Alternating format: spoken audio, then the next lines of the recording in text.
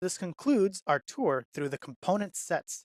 We've of course not looked at all of the components, that would be quite a long set of videos, but I've highlighted some that I think are interesting. But of course, that's my opinion, and there's going to be many other times where we're going to look at components that we haven't looked at yet, introduce them throughout some other exercises.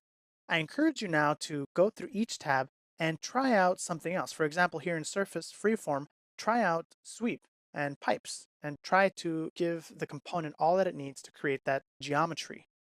I also wanted to point out that if you add third-party libraries, which we'll see how to do later, they might add new tabs.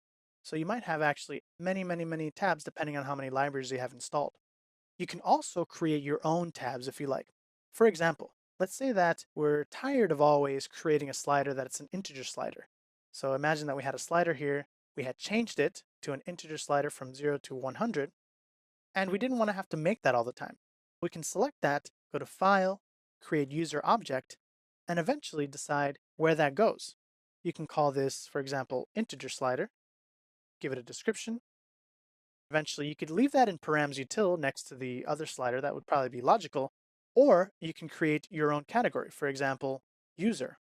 If you say OK, now you have a new tab with an integer slider.